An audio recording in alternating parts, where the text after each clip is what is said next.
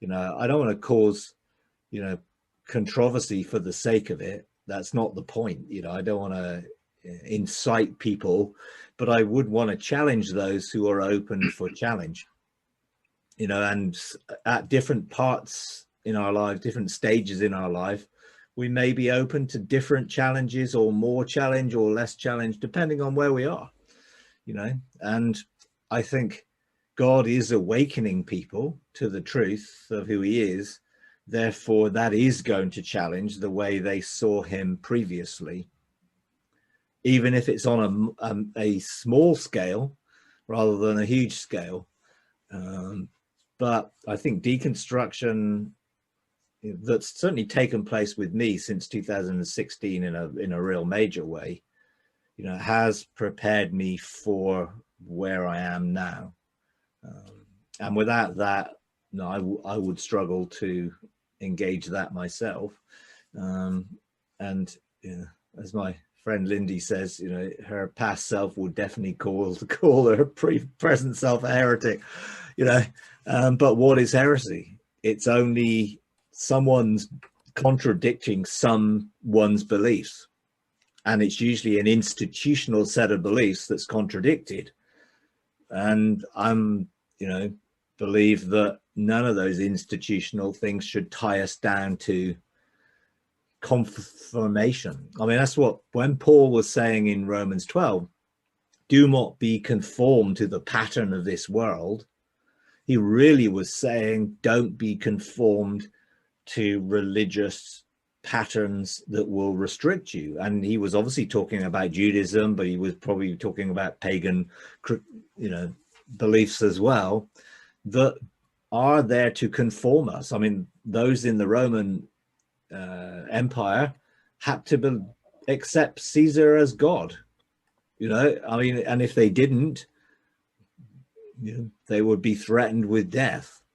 You know, if you were a Jew and you accepted Jesus, you had the same threat. There was a pressure to conform you or push you into a mold which shaped you into the culture of the society you were born in. And if we go right throughout history, you probably find there are lots of different molds that have constrained. I mean, if you go into the Renaissance and you start to see sort of a lot of truth get released, the church resisted it. You know, the church were those who resisted the fact of how the solar system worked and all of those things. And it's always been to keep things according to a control system. So I think, you know, whenever God starts to enlighten, it is going to try and has to break the mold that we're in, wherever that mold is from, societal or cultural or religious. It is going to break the mold if we're going to be free to be ourselves.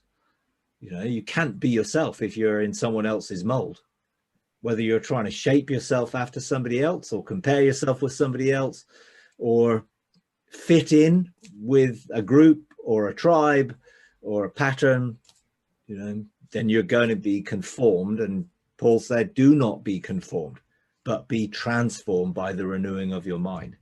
So it is the way we think, not just intellectually, but what we really truly believe in our heart, which will shape how we live. And if we want to be more like God, more like the Father, then those molds have to be broken, you know, so we can truly be who he created us to be. So yeah, it's a challenge for anybody to go through deconstruction, you know. And the book really was written from the perspective of those who already are on the journey towards restoration, and just to broaden the scope of what restoration really means and how restoration really affects everything. And not everyone's at that place yet. So hopefully more and more people will get to the place, and then they'll find the book and find it might be helpful for them on their journey as they discover some of those truths. Yeah.